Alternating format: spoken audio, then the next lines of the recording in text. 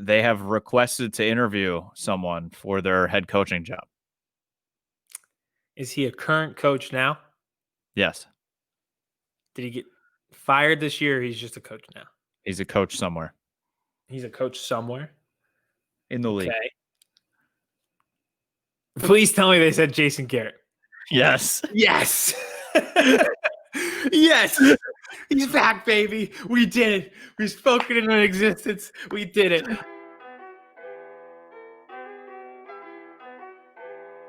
Chris Hansen here, and I'm going to need you all to take a seat right over there and check out Birds versus Boys. I think you're completely right here, and I hate it. Yep. Hey, idiots. Stop doing dumb things. I got 2 phones. Upset alert. Upset alert. I might go insane. I think you're already there. There's no hope. Hope is gone. If this was an AFC North podcast, we'd be done in 15 minutes. Bob Hope. I'm going to drink bleach. That it? Be the team you promised me you were going to be this year. This is the Cautiously Hopeful podcast. I'll be watching.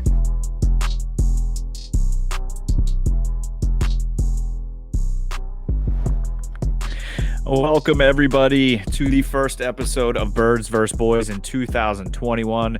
Both the Cowboys and the Eagles are eliminated from playoff contention. What a year to start a Cowboys and Eagles podcast. As always, eliminated Kmess, now joined by eliminated Aidan. We will be going through the postseason and through the offseason, the draft, so don't go anywhere. Don't think just because the Cowboys and Eagles are eliminated that Birds vs. Boys is being eliminated, because it's not happening. We will be with you every single week, but we have a ton to get into, even though both these teams are eliminated. Hey, they kept it interesting to the end. I will give them that. For a really bad team in a really bad division, I'll tell you what, these teams really kept it competitive in the most hilarious way possible. That's the nicest thing I can say about them this season. Oh God, yeah, it was a ride, a heck of a ride, and we'll do a whole season recap at some time, and there will be a little recap at the end of this show. But let's stick to week 17 to start. Cowboys and Eagles, and since the Cowboys played in the early window, as Chris Hansen would say, 1 o'clock against the Giants, you want to start there? Scott Hansen. Yeah, Chris Hansen, Scott Hansen, same thing. It's literally, we're in week 17 and we are making the same mistakes that we made in week 1.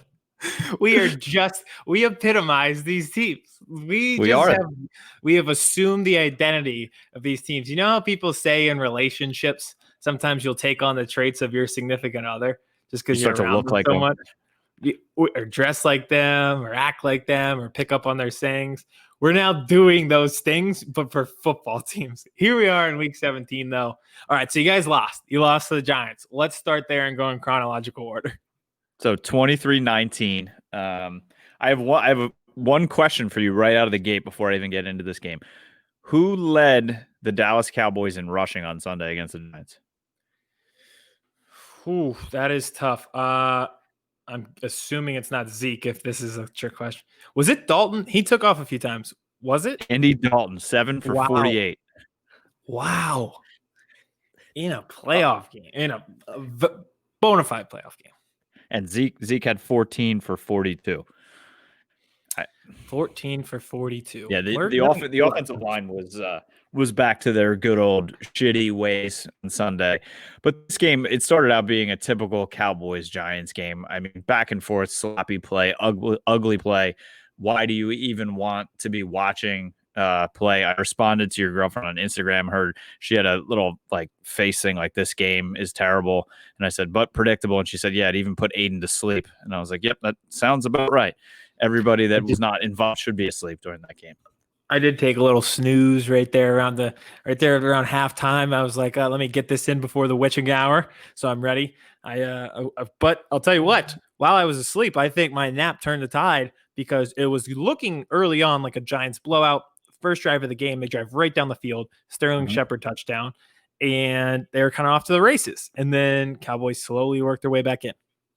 Yeah. And despite the Cowboys defense, which I want to start with, I get like some people were saying they look fired up on the field. They look like they're savages out there. No, they looked like out of control fucking wildebeests because they were just like dancing every fucking second they could. They would make it would be second and 9, and they gave up a 7-yard run, but they didn't give up the first down. They only gave up 7 yards, and now it's 3rd and 2, and they would dance like they won the fucking Super Bowl. Jalen Smith was out there doing his swipe. Jordan Lewis was doing I don't know what kind of dance, and it was just like it was one of those days right from the beginning where I knew this hot boys mentality, this fucking I play for the Dallas Cowboys. I deserve to have the star on my helmet. Everything should be handed to me type fuckers were out there. And I was just livid. I was just so sick of it. The Jordan Lewis unnecessary roughness where he just launched himself after the play into the tight end should have been thrown out of the game, in my opinion. A week after what Jalen Smith did to Mulata, I mean, if their bad play on defense isn't enough to see how undisciplined they are, that should right there, the combination, Mike Nolan, who still has not been fired, should be fired right now. Very low IQ football team. I think that was their biggest problem all year. Effort you can fix. Talent you can't fix, but you can hide some parts of that. But it's just a low IQ football team. Week in and week out, we talked about it. One of the famous quotes, and Vince has a nice year in review, as you alluded to earlier, coming up at the end of the show. I'm sure one of the quotes on it will be when I said, "Hey, idiots, stop doing stupid things." And we just talked about at the beginning of the show that we're just falling into the patterns of these teams. They do stupid things. I don't get the headbutt thing, but really there's a difference between, I get what they were trying to do. They were trying to have some energy, trying to, get everybody fired up. This is practically a playoff game, but you have to stay disciplined at the same time. So you can run around, like you can yell, you can scream. I have no problem with that. But if you're doing it after you just let them walk down the field on the first drive, who cares? You're not concentrating that energy, It's like Spider-Man before he really learned how to swing himself from building to building and didn't have control over the webs coming out of his his hand. Like he had the power, he was on the right track, but he didn't know how to guide himself. This team is unguided. They're never going in the right direction. It's there, but that starts from the top. That starts from Mike McCarthy. And speaking of Mike McCarthy, and I'll get back to some of these players later, but since we're talking about the top and we're talking about Mike McCarthy, did you see the non-challenged play? I did, yeah. Now, I am not as sold as some other people are that they would have won that. The league is in a place where they need to evaluate themselves. Referees are becoming cowards. I have always said you should go by barroom rules. If everybody in a bar says, "Hey, that looks like a catch," just common sense, just gut feeling, you're looking at it, you've seen the replay a few times, yeah, that's probably a catch, then go with a catch. Not, it was ruled a catch on the field. Do we have enough evidence to overturn it? I'm sorry. Just go with what you think is right. And the referees in this league have fallen into a pattern of saying, it was ruled a catch on the field. And even though that looked like an incomplete pass, they won't rule it an incomplete pass because they don't have conclusive video evidence. They're scared to make the right call because it's not, quote unquote, conclusive. I agree with that, but I do think that play, yes, you don't have to have your hands underneath the ball. His hands were on the side, and you can have that. The ball can touch the ground, and you still have control, but I feel like you can't use the ground to maintain control, which I believe Pettis did. So I do believe that if McCarthy throws that challenge flag, he wins that challenge. And even if you don't, I get it. You want all 3 timeouts, but it's like you said, it's basically a playoff game. It's no holds bar at the end there. Throw everything. Throw the fuck. You're 6-10. You're 6-9 at the time. You're trying to win a division, right? Apparently. Mm-hmm. Throw everything at the kitchen sink. If you have a chance to knock them out of field goal range right there, try. Agreed. So I will say that. So one, I think my issue, like I said, this is a bigger than a Cowboys Mike McCarthy issue. It's a league issue. Anytime it's a bang bang play, they just go with whatever call is on the field because they're spineless. But I will say this: even if they lose that challenge, like you said, throw caution to the wind. You're 6-10 trying to make the playoffs.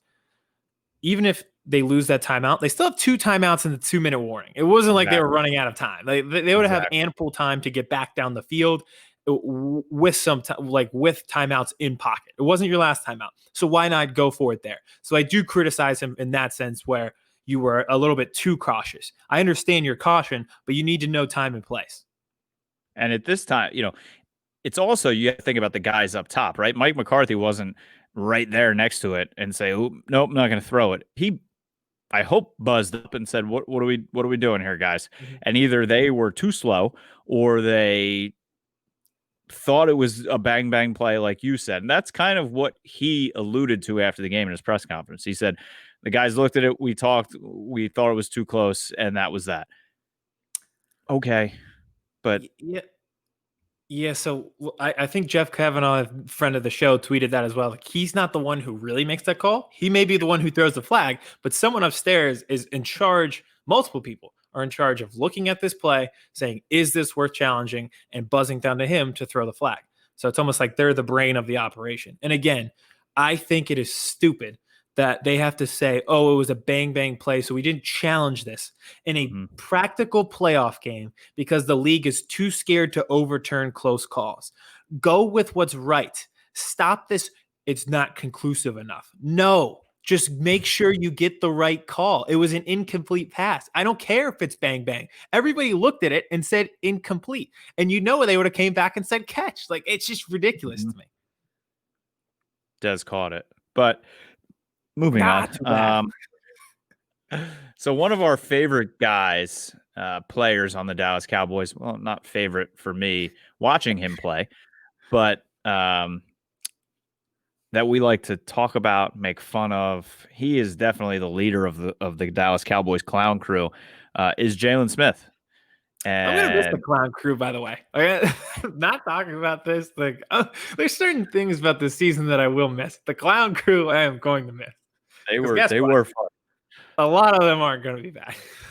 No, most of them are not going to be back. And that's where I wanted to go here with Jalen Smith. He was asked after the game, do you think you're going to be back with the Dallas Cowboys next year? Do you think you are worthy to be back with the Dallas Cowboys next year? And guess what his answer was? I didn't see the quote, so I really don't know. What was his response? Watch the tape. So no. So no, he will not be back with the Cowboys next year. I guess not. Was he trying? You don't want to be here? I know. Yeah. There was more to the quote, like, I'm my worst critic and my biggest fan or something, and blah blah blah blah blah. But watch. Okay, I've watched 17 weeks. I've watched 2 years now. I've watched you not be able to cover. I've watched you not be able to change directions. I've watched you dance, swipe, celebrate. There was, again, yesterday, he has this thing where he'll just like tackle a guy and they'll throw PI and he's flexing. And then he looks and sees there's a flag. He just like slumps. And it's like, dude, and then he's like, what? I don't, what? Me? What? It's like, dude, you tackled him 8 yards before the fucking ball got there. Yeah, yesterday that play wasn't even close. We call it in this city, we call it the old Jalen Mills try, where you're like, yeah, I knew I got there early, but I'm going to celebrate to see if I can catch this official off guard, as if I didn't commit pass interference, even though I got there about 8 yards too soon. But so, yeah, I'll say about him, just what a dork. And him not being able to switch directions and not having the speed is just a cautionary tale about playing in a meaningless, pointless bowl game to these 19-year-old kids. Don't do it. But everything else, the headbutts, I see him promote on Instagram as if he's freaking Dak Prescott, like he's the face of the franchise.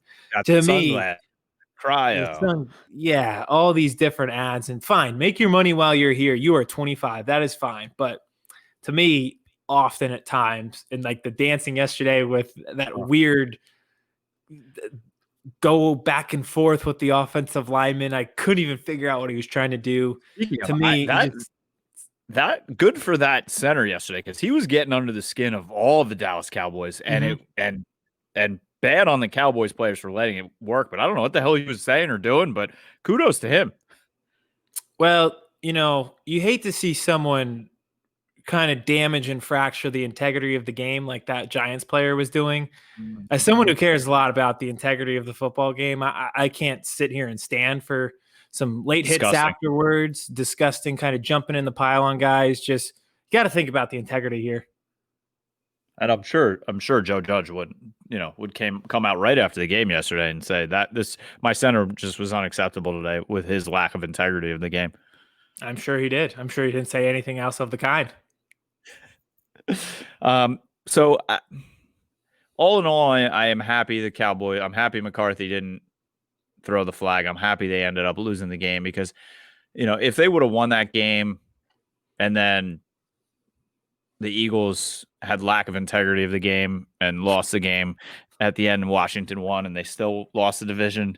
I mean, that would have annoyed me so much. This show needed that to happen. I'm sorry, but that would have been the icing on the cake of yesterday.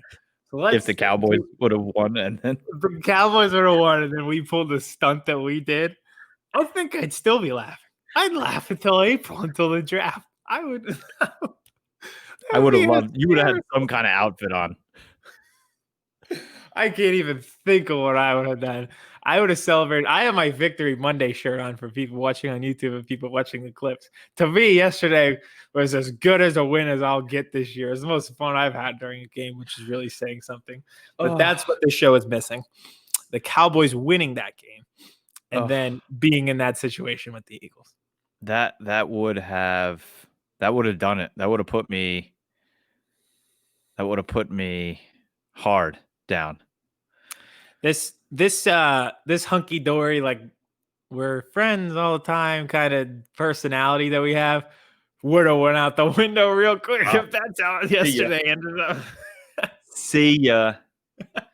This would have been a very hostile episode, dude. And I would have played right into it. I would have had you so fired up. Let's get into that. So anything else with the Cowboys? Yeah, we're here. 23-19. They lose. Let me know where you're at, and then we'll go into. We progress to 8-20. Yep. So I am thinking, okay, season's over. I'm good with that.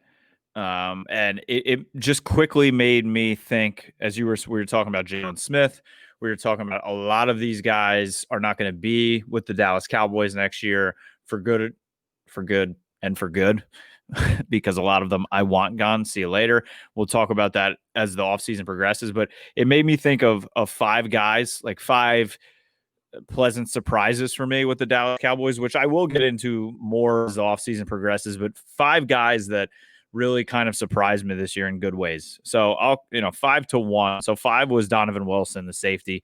Played really well again yesterday, had that pick, had a sack, and then was really responsible for another DeMarcus Lawrence sack. So he's been kind of a bright spot in a safety world that has had no bright spots for the Dallas Cowboys in a long time. As soon as they've kind of plugged him in for Darian Thompson, he's been such an upgrade. So I'm excited to see what the future may hold for him. For Connor McGovern, the guard, we talked to Jeff Kavanaugh about him. He was highly touted out of Penn State.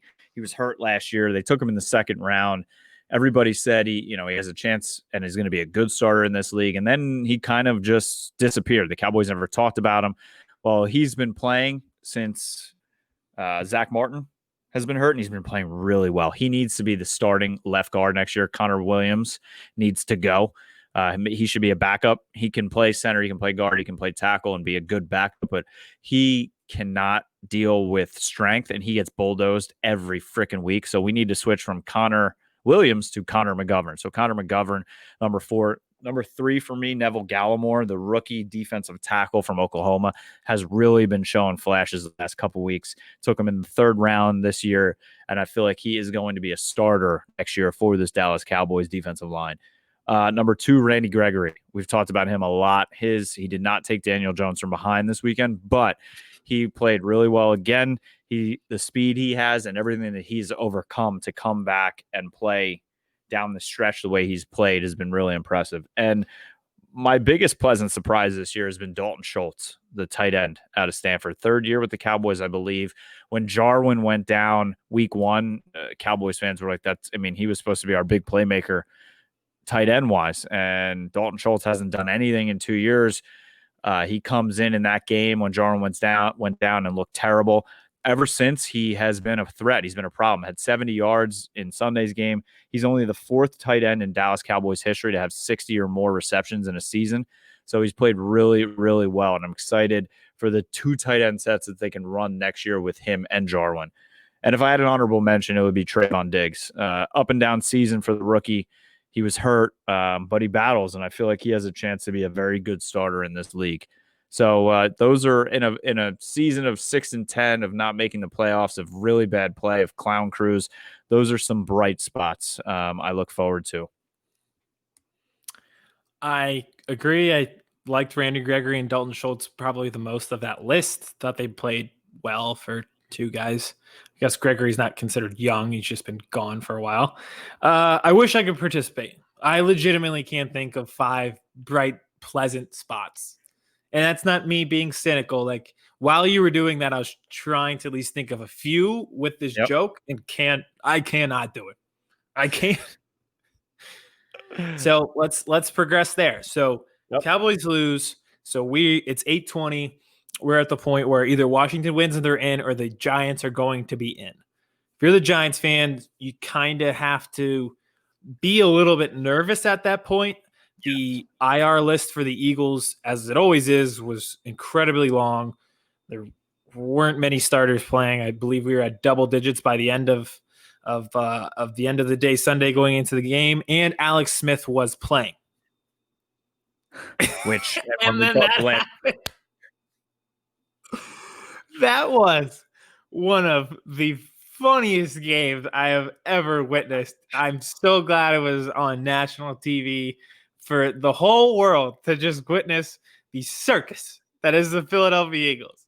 When people think I complain, you think like I'm just like out of my rocker watching this team and complaining about them every week. Now you see how justified I am in everything that I said about this team. I saw a meme on Twitter today that it was from that movie Bird Box, where the guy holds the person's eyes open to watch, and it's like the NFL forcing you to watch the NFC East on national TV. That, of all the people who deserve blame, the Eagles themselves are very far down on the list. One person who should be in front of it, the NFL. Why would you were the one who flexes game into prime time. You could have just put Rams and Cardinals, called it a day, and the winner would have went to the playoffs. You know, especially the Bears lost.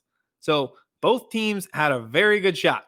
You were the one who subjected that to us. Like, that's on you. You could have even had the fucking Broncos and Raiders. That was a better game. It was a better game with no playoff implications, but it's just like you were the one who signed up for the Eagles playing for nothing and putting them on primetime, not us. NBC, NFL, this is your fault. Like, do you think we care? Do you think we owe Chris Collinsworth and Al Michaels anything? Who cares? And Washington, another person who deserves blame. We were handing you a win, begging you to take it, and you would not do it.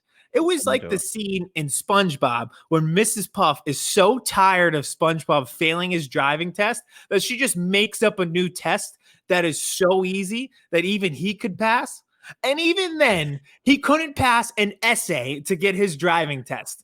It was like a 10-word essay, and he couldn't do it. It was that equivalent for Washington last night. They were so bad. Like, you should genuinely, if you're watching the football team, it's a feel-good story, but that was embarrassing for you. I'm not embarrassed. I'm embarrassed that you struggled with that.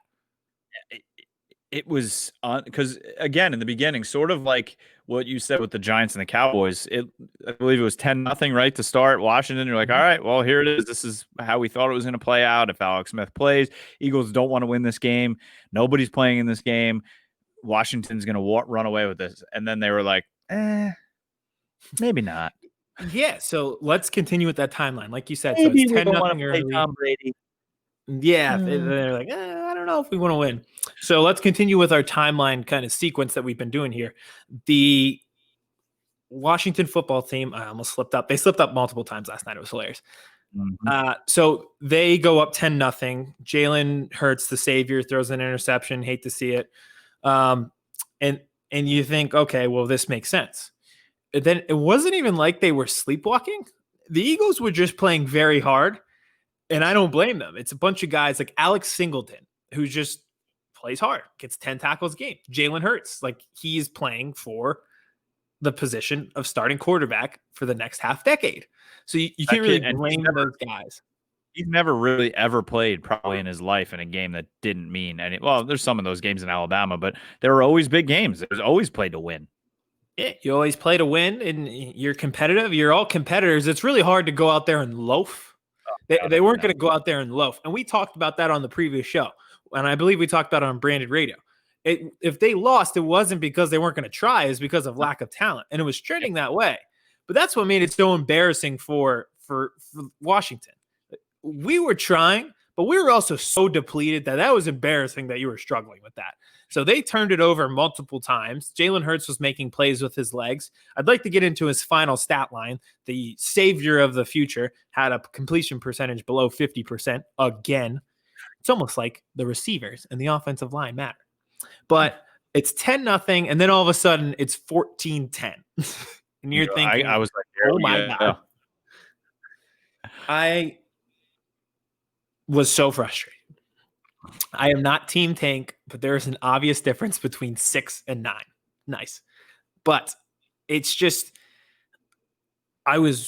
especially for teams that are trying to trade up for a quarterback, and I don't know if we're going to be that team that's trying to trade up for a quarterback. So the value there, I could not believe that Washington was struggling that much. Now, let's fast forward to the fourth quarter.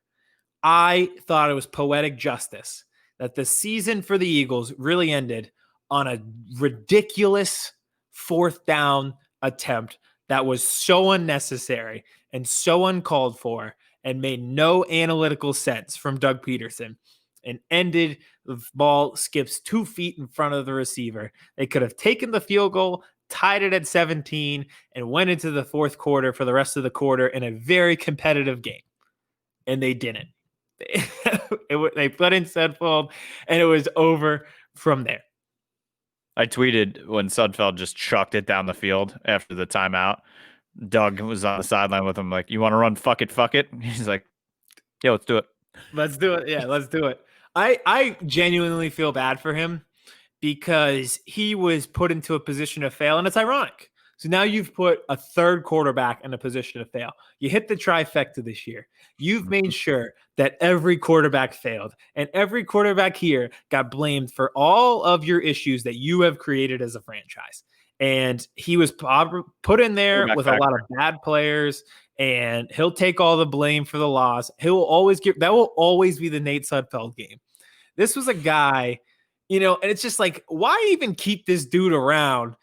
You don't want him to be backup quarterback. That's why you drafted Jalen Hurts. That's why you brought Nick Foles back. You've never believed in him to be backup quarterback, yet you just keep keeping him around. What's the point? Either he's going to be groomed into the backup quarterback or he's not. So just last night, I think that was the end of his time here because, again, we'll get into it with Wentz. Why would Nate Sudfeld want to come back to that? No chance, especially after that. I think the only better way that this division could have finished was Cowboys Eagles playing, and it was Nate Sudfeld versus Ben DiNucci, and both teams were just trying to lose. And it ended 9-6. That would have been the best. But I genuinely respect the way it ended. In the worst division in football history, it could not have ended in a better sense. Washington wins 20-14 to fill out the timeline of what occurred. I believe Nate Sudfeld turned it over twice in the final quarter. We turned it over 3 times overall. Completely just folded up shop and left. And it could not have been a better ending to the NFC East this year. I will say though, that Epps interception was very impressive. Fantastic. The way I said to my wife, like before we got there, I'm like, oh my God, the running back's gonna die. And then Epps hit him, and then I was like, did he pick that off? Yeah, picked it off. Laid a hit and picked it off. It was quite impressive. Really was. Maybe he's a player. Hopefully he's a player. Who knows? But let's get to the fallout after the game, because I think this is where it all lies.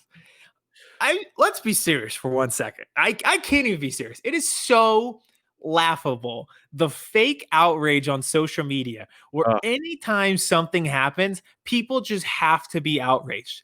Just fucking relax. Like Seth Joyner. I've never been more ashamed to be associated with the Philadelphia Eagles than I am tonight. Really?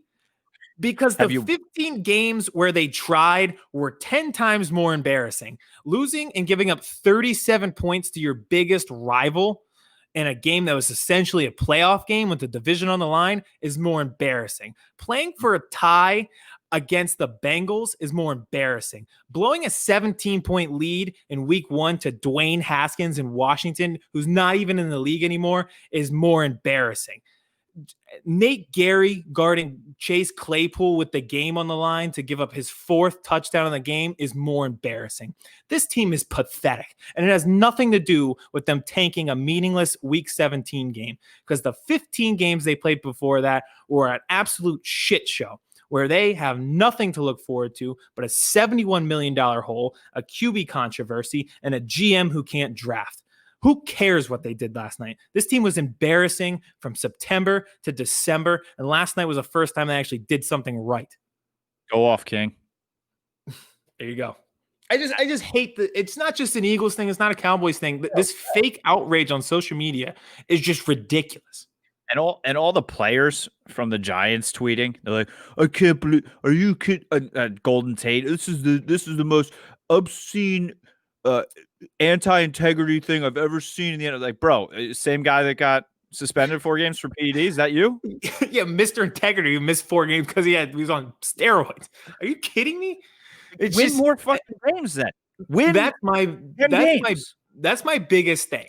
So we saw a situation in the AFC where a team that was almost a double-digit win Dolphins team did not make the playoffs, and if they would have won, an 11-win team would have not made the playoffs. That if we would have cost them a spot, I've been like, yeah, that is messed up. This is a 6-10 Giants team. They scored 27 points through week 14 through week 16.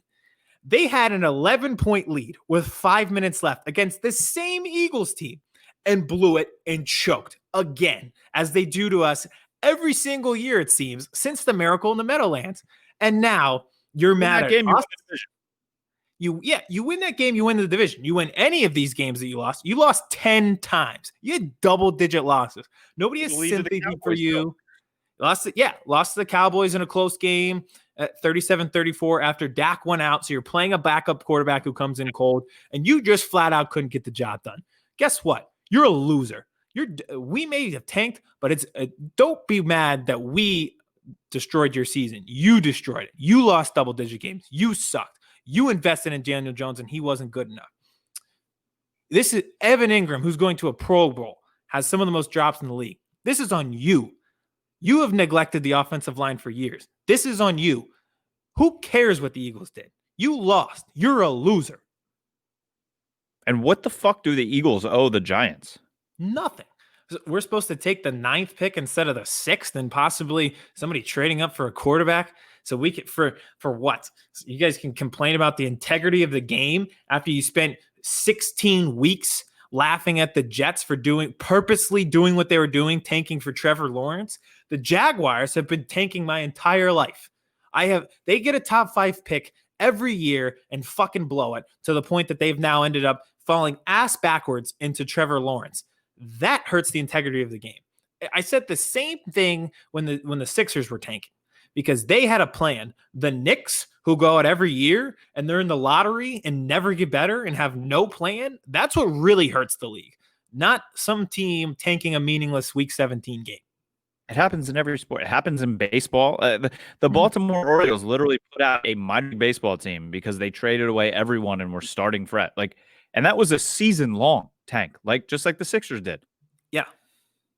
The I- Miami Marlins, they do that. They do it quite often where they don't have the resources to pay people. So going all the way back to like 1997 with Josh Beckett, like some of those names that were on that team. Melky Cabrera was on that team, I believe. Then they traded him to the Tigers. They don't have the money to resign these guys. So they just trade these players for more prospects, get really bad, get more prospects out of it, and then good again.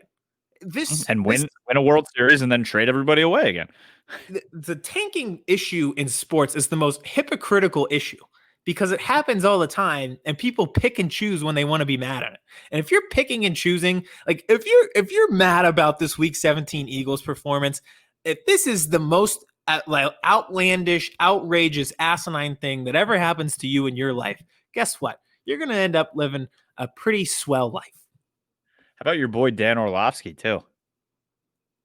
Just going back, never notes out. I know Barstool and part of my take talked about it today. Never notes out because guess what? There is always a tweet for something.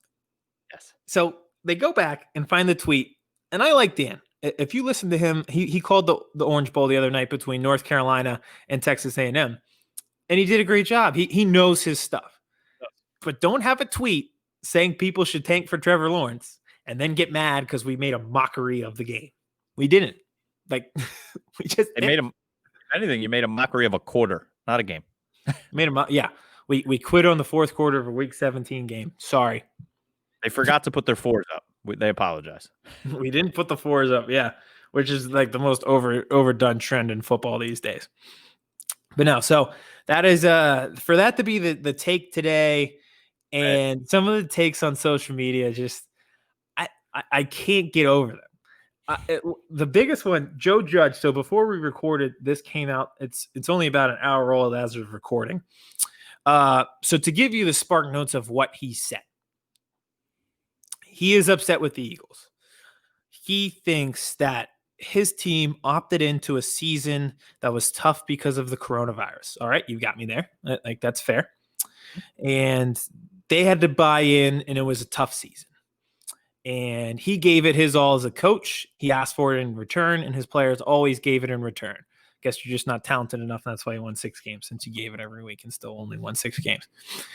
So he is mad at the Eagles because they didn't give it their all the entire year like the Giants did. And we are disrespectful for benching Jalen Hurts against the Washington football team. And he says, I can't believe that we would do this and fracture the integrity of the game when we have these players who they had to miss Thanksgiving dinner and cancel their Christmas plans because they had to buy into this season only for the Eagles to sell out. Hey, pal, welcome to fucking America and U.S. in 2020. Nobody got to do Thanksgiving dinner. Do you think a nurse gives a shit that you lost a football game and you didn't make it to the playoffs? You bought in and didn't get to go to Thanksgiving dinner, only to go 6-10. What a loser. What an absolute loser. For him in year one to be criticizing Doug Peterson, who has a diamond ring on his finger, you are half of the coach that he is. You have one season and went 6-10. It took Doug 5 years to be as bad as you were. What an absolute bum loser. You deserve to be 6-10. It's obnoxious. It's obnoxious. It's ridiculous. I'm just glad that the Cowboys were not in this position because I'm glad I didn't have to hear fucking Clown Smith and DeMarcus Lawrence and those guys complaining, because God knows what they would have been saying. I would have donated to a charity of Jerry Jones' choice to hear what he would have had to say. If the Eagles screwed the Cowboys over, I would have flown to Dallas to be front row for the Jerry Jones press conference to hear what he would have to say about that situation. That would have been top level comedy. I'm so happy. I am so fucking happy they lost that game. I really wish you guys would have won. If we would have screwed you over, oh my God. That would have been the cherry on top. That was the only thing yesterday was missing. And they would have moved, I think, to 11 too. Oh God, thank God. I will take the top 10 pick, and you're angry more at the Giants right now than me. So I'm okay with it. Yeah, I mean, it's just the Giants being mad. I just And can't did get they over not? It was out there that the Eagles were going to play Sudfeld at some point in the second half, it. just because it didn't happen right at halftime. And I think so. This is like classic Doug Peterson own organization with his plans, and I genuinely don't think he meant for this predicament to happen. No. He probably was like, oh, we'll be behind by so much in the fourth quarter that I'll just let Sudfeld get the last quarter. It happens in spring football all the time. Your starter will play a few series, and preseason football too. Starter gets a few series. Your backup quarterback's going to get most of it, and the third string guy gets the last quarter. That's what he was doing. He probably didn't expect Washington to be struggling so much. I just, as much as I always like to rag on the Eagles and they're a trash organization, the only trash thing last night that they did was T.Y. fucking McGill or whatever the fuck his name was. At the end of the game, 4th and 1, gets caught off sides, and then he dives into fucking Alex Smith's leg. I know you're gonna say it wasn't that malicious. Maybe it wasn't. Maybe this dude just sucks that bad, and maybe he's just that dumb, which he could be. And then the Eagles give him a extension today. But go to my Twitter at Kmess22. Check out my tweet that went viral today of this fucking loser diving in Alex Smith's leg at the end of the game after he was an Eagles hero because he jumped off sides and basically won them the game or lost them the game, which won them the draft pick. And then he fucking dives into Alex Smith's leg. It's just like laughable. Just the sequence of events that have occurred since this game. Him getting a contract extension today, just like is the perfect cherry on top of the past 24 hours. That was his thank you from the Eagles for going on. Yep, he completed the tanks. So they gave him a contract extension. Just unbelievable. Like I said, I don't think it was as malicious as you think. It was idiotic. I just don't think it was malicious. So if you watch, he definitely jumps off sides like an idiot. The offensive linemen jump up, so he goes forward because he doesn't realize that they didn't snap the ball. They're just reacting to his dumb decision to jump off sides on 4th and 1 and dives it thinking he's going after the quarterback. He's absolutely an idiot, deserved that penalty. It was the perfect cap to the NFC East season for it to end on an offsides for T.Y. McGill, who congrats on making up for the practice squad for 1 week. North Carolina State. Yeah, that is a very fitting way for this season to end. Putting this division on Sunday Night Football to end the season is the most fitting 2020 thing that's yet to happen. I say this, I've been saying it a lot this year with just consequences. You play stupid games, you win stupid prizes. You signed up for this, and we had our own agenda. This is totally on you. Welcome to our world. Bottom of our heart, we do not care. Sal Palantonio, Mr. I think I'm Philly. No, pal. None of us here care. They're not do an investigation, and then do an investigation into every other team that's tanked in the past. Like if we lose a draft pick, I am going rogue. I will be the next guy like when the Barstool guys got arrested in front of the NFL office. That'll be me. If we lose a draft pick for this, I will legitimately be pissed. They needed to see wanted to keep Sudfeld around next year. Had to put him in a game. Has he ever been in a live game situation that's not been preseason? Twice, and they're both week 17. So this was just his week 17 yearly appearance. It just gets a spot. You know, like guys have radio spots. He has a week 17 spot. That's it. What the fuck's the problem? Yeah. He threw one touchdown pass after we clinched against Washington in 2018. He threw his first touchdown pass, and then Nelson Aguilar threw his first touchdown pass ball into the stands. I genuinely feel bad. Like, is he Northwestern? Where did he play college ball? It might have been Northwestern. I forget. Probably. Producer Vince seems like find a Northwestern guy. Nate went and asked for the ball back from the kid. And that was the Oh. best part. Nate Sudfeld goes to the kid. Aguilar throws the ball in stance, gives it to some little kid. And Sudfeld comes over and asks the kid for the ball. I love this. If I'm the kid, I'm like, what do I get? Yeah, I think he got a bunch of stuff from it. He went to Indiana University. I knew it was Big Ten West. I knew it was a team that plays on ESPN2 at noon all the time. Just couldn't remember which one. It was Purdue, Northwestern, or Indiana. You see Eli too tweeting or anything, and what Eli's like trying to become Peyton. I feel like on social media and stuff. And before the game, he's like, "I don't know what to wear for the game. Do I wear my jersey or my birthday suit?" And I'm like, "Why are we watching the game naked, Eli?" He's the least funny person of all time. He has no personality. There's nothing you can do that make him just enjoyable on social media. And immediately Fletcher Cox dunked on him, saying, "We don't like you either." And like the Giants beat us once. Like you beat us once this year, and it's the first time I remember them winning since 2016. It's just ridiculous. Yeah, I can't get over it. Like they lose all the time. I don't even consider them a rival at this point. Hopefully, this starts a rival. Even with the Cowboys too. I mean, this is the first time they beat the Cowboys in 8 games. Yeah, welcome to the show. This would have been the 4th year in a row they swept them. You know how entitled you have to be to lose to your rivals? Get swept every single year by your rivals, win one time against them, and then bitch and moan that you didn't make the playoffs at 6-10. You have to be an all-time loser, like Saints throwing themselves a parade for coming in 4th place loser level after this week. Such losers. But I have to say I'm on your side for this one. I'm on the Eagles side. I mean, who fucking cares? They were going to do what they did. I mean, I feel like if Sudfeld threw like a pass to fucking JJ Arcega-Whiteside and he was streaking down, Doug would have like ran out on the field and tackled him. I legitimately cried. I think of all the funny tweets from last night. One came from Ruben Frank that was it was mean, but it was hilarious. He tweeted, JJ Arcega-Whiteside ties his career high and catches in a game with 2. What a joke. This franchise is a joke.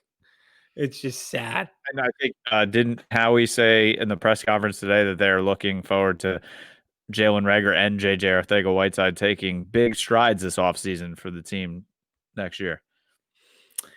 Yeah, he said, obviously we don't have our head in the sand, and we realize that other receivers in the league have been better. Understatement of the century.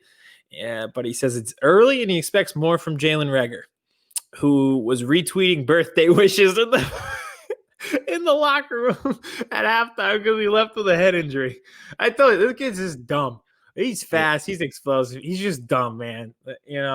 I hope he figures it out, but he's just dumb. But yeah, that Howie press conference, I tweeted it from Brandon, but it was definitely the Michael trying to fire Creed episode where he's like, I need to, Creed, you're bye. Yes. And he's like, we can fight this.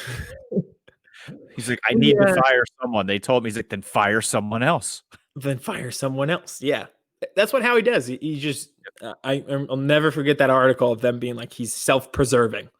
If you're self-preserving in a quarter and that's your best trait, that's scary. Yes. But my favorite part of the press conference was him stating, I deeply regret that quarterback factory comment. Yeah, don't we all, pal? You made us mockery with that. Yeah, no shit. So speaking of press conferences, I'll just get into a few last things. Carson Wentz didn't talk to the media today. I mean, if you're mad about that, why would he talk to the media? Why does the media deserve anything from him? They don't. They don't. As a starting quarterback, you're contractually obligated to talk to the media. He did so every week. He went up there and took the brunt of it for this entire team and all of their flaws for multiple years. Why would he do it now? The reports yesterday, I can't say I didn't see him coming. Like, why would you want to be here? They've done nothing to help him. And people, there's less outrage about him not talking, but there still are people who won't talk. And I just don't know like what you want him to go up there and say. Like I'm thinking to myself, like what is going to change with him talking to the media and the reports that came out yesterday? So really, like he's going to go in there and he's going to be like, what? He's going to go. What would he have cleared up in that press conference? He's going to go up there and say the guy who says God bless after every press conference was going to go up there today and be like, who's a real dick sometimes? Doug Peterson. Really hate that guy. It wasn't going to happen. Can't wait to get the fuck out of this shithole. Yeah, peace out, losers. It wasn't going to happen. It wasn't going to clear anything up. I don't know why people are mad about that. Yeah, no, I don't understand why would he ever in his wildest dreams want to go up there? And why would you even want him up there? Who like just let the man be, okay? He went from the second overall pick to should have been an MVP to winning a fucking Super Bowl.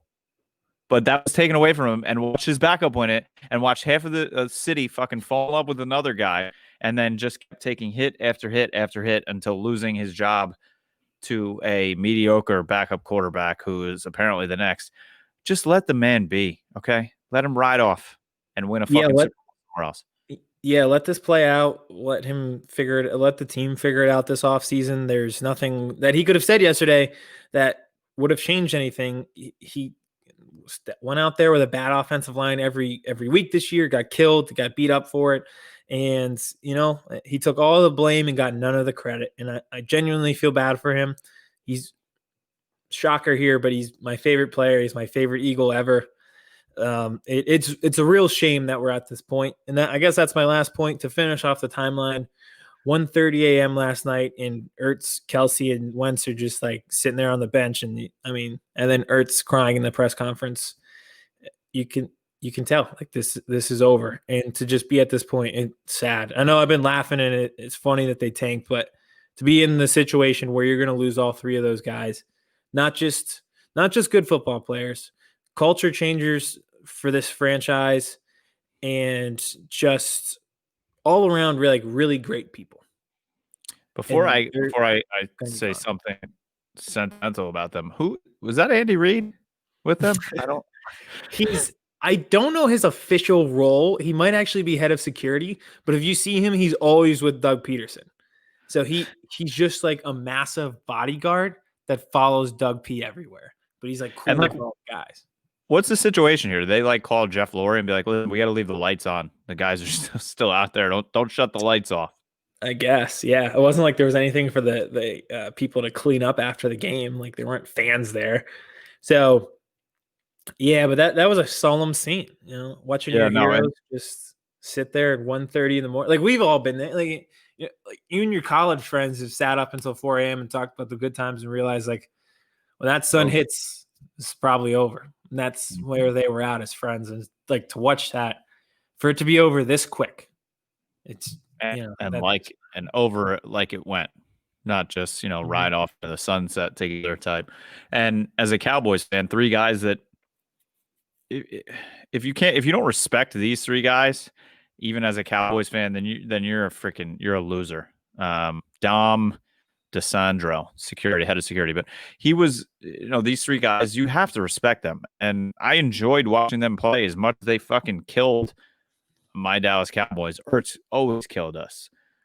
Kelsey just dominated our defensive line. So it sucked. I hated it, but they're good football players. And like you said, good human beings. But I have a funny breaking news story here for you. I'm ready for your reaction here to this. Oh God. Uh-oh. You got to bring me back up because honestly, watching that clip, like I'm sad. This sucks. Like, we love the Chargers too because the Chargers always like to charger, right? They're kind of they're step below the Falcons of what they do. They try to win games but never can win games. So from Ian Rappaport, they have requested to interview someone for their head coaching job. Is he a current coach now? Yes. Did he get fired this year? Or he's just a coach now. He's a coach somewhere. He's a coach somewhere. in the league. Okay. Please tell me they said Jason Garrett. Yes. Yes. Yes. He's back, baby. We did it. We spoke it into existence. We did it. I will be tuned in. This is now a Birds versus Boys Pro equals Chargers podcast. Bro, it's Birds divided by Boys equals Chargers. I cannot wait. If they can you imagine if you're Justin Herbert right now, just be like, no. Yeah, What? when do you get say? Like, eventually all quarterbacks eventually get the power to kind of make these decisions as a star player, or at least have a say in the decision. When does Justin Herbert get say? the comment of this tweet of the Impractical Jokers just laughing in the background is just hysterical. I can't think of a better combination than the Chargers, who are just the West Coast Falcons, and Jason Garrett, who constantly goes 8-8. Nothing is better than that combination. Nothing. Oh my God. I want him back in this league as a head coach, and that would absolutely be perfect. I will watch the Chargers every week. No doubt about it. That 4:00 window where that's usually when you take your nap, and I miss Phillip Rivers being there and him throwing 50 times in the second half because they're down by 14. Yeah. I miss that. And I think Jason Garrett can get us back to that point. Them losing 27-24 after they let a feverish comeback to get it to that point, and then the kicker misses a field goal. It's perfect. It's perfect late window, as Scott Hansen would say. Scott Hansen. We did it. A perfect end to an imperfect season. So, Kevin, do you have anything else? I think I'm ranted out. I'm bummed about my heroes being on their way out. Anything else from you? I think that's all I got. Is producer Vince going to pop in at all for the end of the show? There he is. Something. Okay. All right. So we need you here because we can't leave without doing our power rankings the last time before we go into the playoffs. And you are the TikTok superstar, as we know. So we need you in here to do that before we hit the end of the show. Put a bow on. First, this tweet from John Clark today is a quote from Doug Peterson. My relationship with Carson has been good. It's been professional. We've communicated. So all three of us are in long-term relationships, correct? Mm-hmm. How often have you described your relationship as good, professional, and how often have you brought up your communication? Probably not often, right? That sounds like if you're in couples therapy, counseling. Yes. Marriage counseling, yes. And they're like, well, have you communicated? Oh, we've communicated. Yeah. We talk. That was my thoughts exactly. These are the words of someone who was in a bad relationship, and they're trying to tell everyone. This is the equivalent of the couple that posts like 60,000 pictures on Instagram. They're like, everyone look at us, look how cute we are, but they can't stand each other and they're fighting all the time. Yeah, if you hang out with them in real life, you're like, I can't stand these people. All they do is argue. Exactly. That was my one thing I had. Thank you. Yeah. I mean, that is you put in the bare minimum. So that's exactly why Carson Wentz avoided the press conference. What did you want him to say? Yeah, I put up with him for the past 3 years. I haven't liked them in about 18 months, but yeah, we're here. Right. Thanks, guys. We get along. It's like the Last Dance where they're like, yeah, we didn't like Michael Jordan, but we won, so we put up with Michael Jordan. Exactly what it is. Carson or Doug? What's that? Is Doug Michael Jordan here? You're trying to compare Doug to Michael Jordan?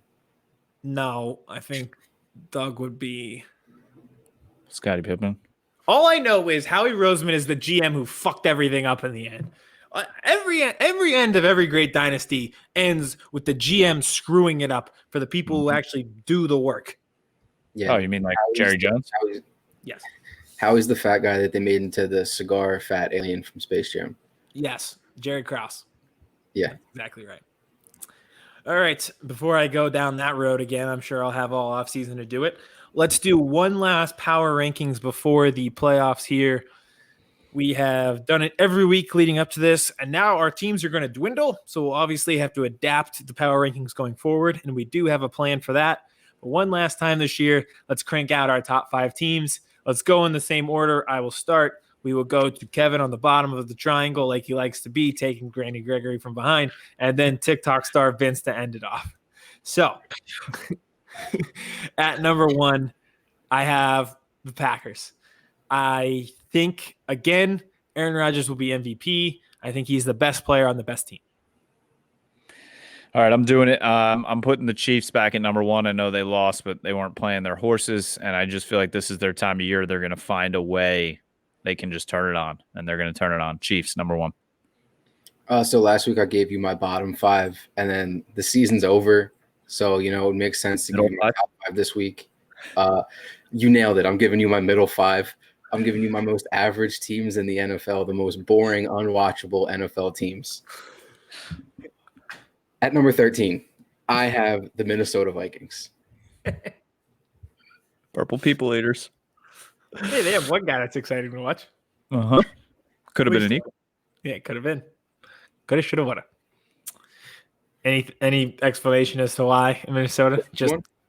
No, I mean Minneapolis is as average as I can think of, to be honest. They're the most average. Like I've been to Minneapolis, and I was there on a Saturday night. It was a Saturday night, and I needed to buy like batteries or something, and there wasn't anything open at 7:00. That is the most Minnesota thing I've ever heard of. All right, I will move on to my number 2. It is the Chiefs. Obviously a force to be reckoned with. Defending champs, could see them going back to back. Patrick Mahomes is this era's LeBron. Aaron Rodgers is Kobe. We'll see if it happens. Chiefs are my number 2. Number 2 for me, MVP-led Green Bay Packers. Feel like their defense is figuring it out too. And my number 3 team has never been here really before, but I can't put them at number 2. And having home field advantage and the bye, and getting to play all the home games at Lambeau is a big advantage. So number 2 for me heading into the playoffs is the Packers. Number 14 for me is the team we just mentioned, the Los Angeles Chargers. Hey, Jason Garrett.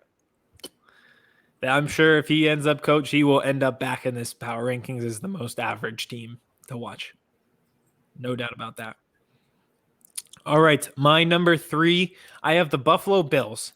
I can't think of a hotter team in the NFL right now. They are a buzzsaw. I would not want to play them come playoff time. For me, 3 is the Buffalo Bills as well. Josh Allen is slinging it right now. He's a lot of fun to watch play football. The only reason I don't have them at 2 is because of Aaron Rodgers and the experience. At number 15, I have a team that drafted the 4th best Alabama receiver, the Las Vegas Raiders. I will never be, especially with Devontae Smith being as good as he is. Jerry Jeudy scored a 92-yard touchdown against them. Perfect. I will never be over the Ruggs thing. It's one of the worst misses in NFL history. I'm sorry. It is. At number 4, I have the Saints. They had an easy win against the Panthers where they kind of just half played. I think the Breeze retirement information gives them a little extra incentive. This is clearly it. They're at the end of this window. They have failed until now. This is it.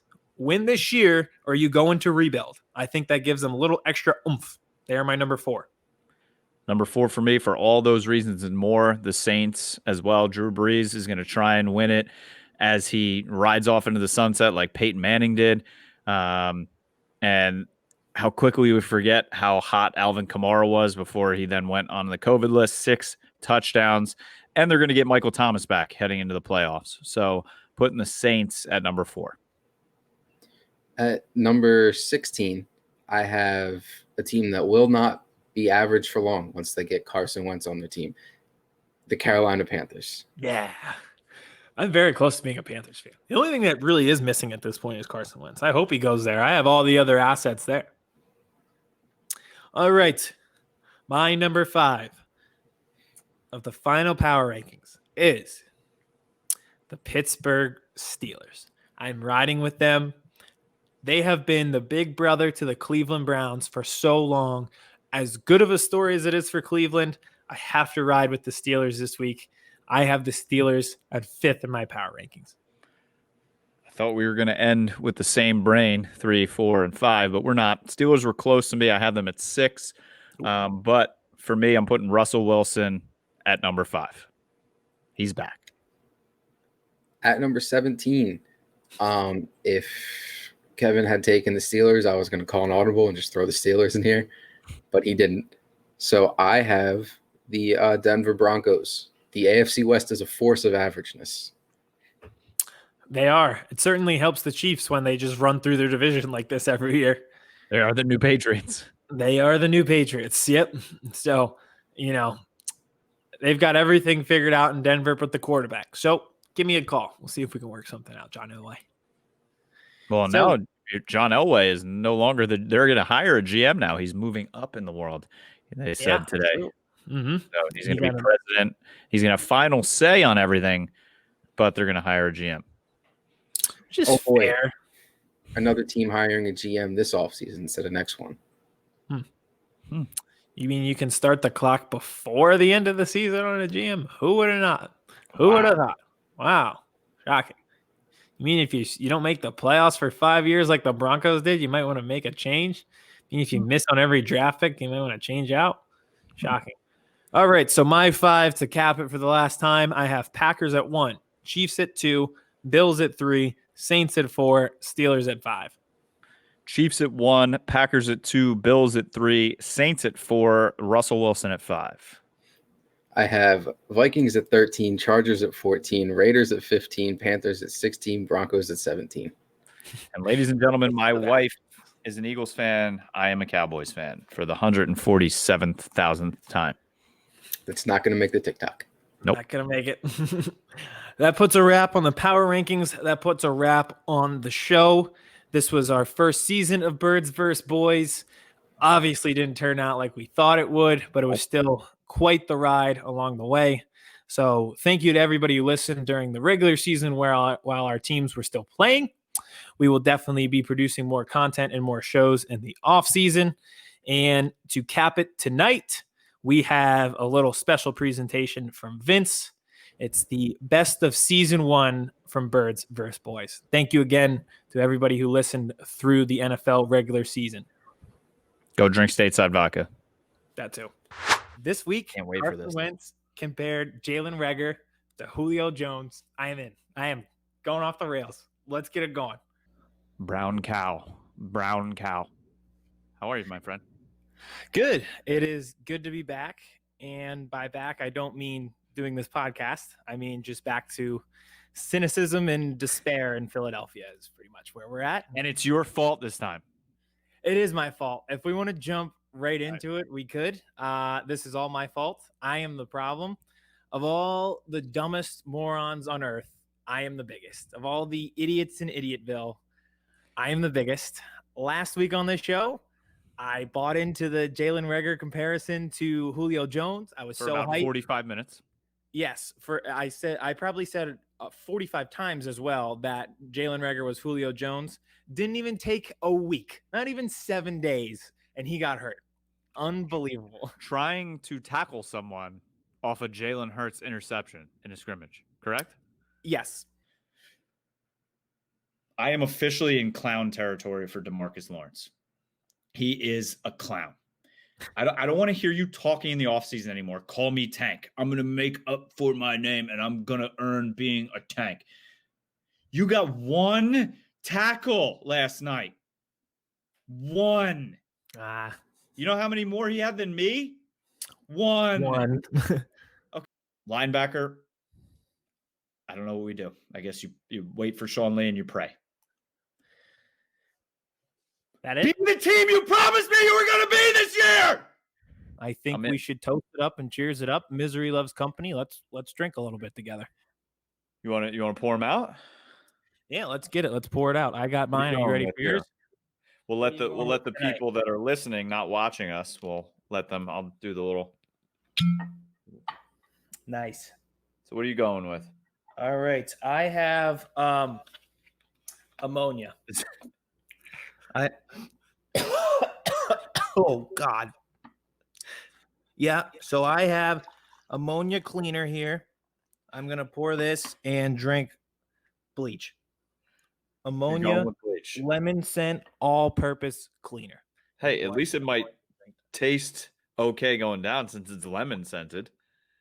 It doesn't smell great, but then again, neither does New Amsterdam. I've had plenty of that in my life. So I mean, are you going to be alive by the end? Are we going to get to Birds versus Boys before you survive? Let's hope not. And as Tony Romo says, I think it's a calf injury. I'm like, ooh, maybe okay, yeah, it's a calf. It's okay. And then like a half a second later, they move the camera, and I was like, oh God, that's not a cramp. I don't even want to call these guys clowns anymore because I feel like that is it's so disrespectful to the clowns around the world. Like circus people are good people. Calling this Dallas Cowboys team clowns is disrespectful to clown people. Kmess with you. And as always, well, he's supposed to be here, but if you're watching on YouTube, my co-host Aidan Powers is not at his microphone. Aidan, are you there? I'm coming. He's around. Oh, Aidan has. Hold on. All right, I'm here. Aidan's here. All right. And I'm dressed as a mummy if you're watching on YouTube, because just like mummies, the Eagles are back from the fucking dead. We are back. We were almost dead, but now we're not. And we were kind of dead, and we still might be a little bit dead, but we are back. Happy Halloween from Carson Wentz and me. No sports, just the NFL all weekend, Thursday, Saturday, Sunday. They're going to lock Chris Hansen Chris Hansen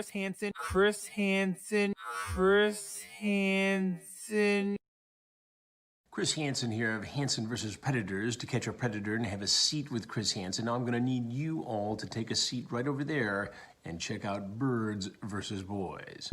Aidan, Kevin, remember, I'm Chris Hansen. I catch predators. Scott Hansen does the NFL Red Zone. I'll be watching and listening. I legitimately am crying from laughing so hard. It's a good thing you got toilet paper out. That you got Chris Hansen to do the intro for our podcast. I have no oxygen in my brain right now. This podcast has gone totally off the rails in record time. Beans are terrible. Beans are terrible? Yeah. Like what kind of beans? Any. Cowboys, Eagles, Sunday night football, one of the worst games this season or any season in the history of the NFL. I lost my cucumber. Kmess here with you, and I think Aidan's here somewhere. I'm here. There, a couple weeks ago, you had cucumbers on your eyes. You were relaxing. You were living the dream, and now you have a paper bag on your face. It's been that kind of week. So back to the Falcons, who suck and are worse than ISIS. Mm-hmm. How did we end the show last week? We did our picks. I said the Falcons should win this game by a field goal. So I'm really excited to see how they fuck it up. Yep. And they fucked it up. And they turned the ball. Matt Ryan turned it over 3 times. I don't know if anyone saw the end of the game, but they were driving down the field to win. Turned it over. The Chargers go back down. They turn it over. New light for the Falcons. They're in field goal range with Young-Ho Koo, who's been the #1 fantasy player, most accurate kicker in the league, even more accurate than Justin Tucker. Matt Ryan turns the ball over again. They lose on a last-second field goal to the Chargers, who are infamous for blowing games. They finally met their match, and they somehow even outdid the Chargers. So Bucks 6.5. I can't wait to see how the Falcons screw it up this time. But what a disgrace. I'm so sick. I love watching football, but the Falcons are just a disgrace to watch. They should be ashamed of themselves. They're the worst thing that happened to Atlanta since the AIDS pandemic. Was that too much? So my second game, talk to me about Rager. He's dumb. I mean, I know it's mean, but there's nothing to be nice about this team. Do you want truth, or do you want me to be nice? Remember, I called that. I said, they're just going to be attracted by the speed, and they're going to take Ruggs. Is he the best receiver? No, but they'll say, wow, he runs 4.3. We're going to take him. That's what they did. He wasn't even the best receiver on his own college team, but we're going to take him. He wasn't even the second best receiver on his own college team. Hold on. He wasn't even the third best receiver on his college team. He was the fourth best receiver on his college team, and they took him 11th overall. On that, I do find it very ironic that you work out all the time, and once the gym's closed, then you tore your bicep. Not even working out either. Not work, well, kind of. All kind of working out. I tore my bicep having sex, people. Okay.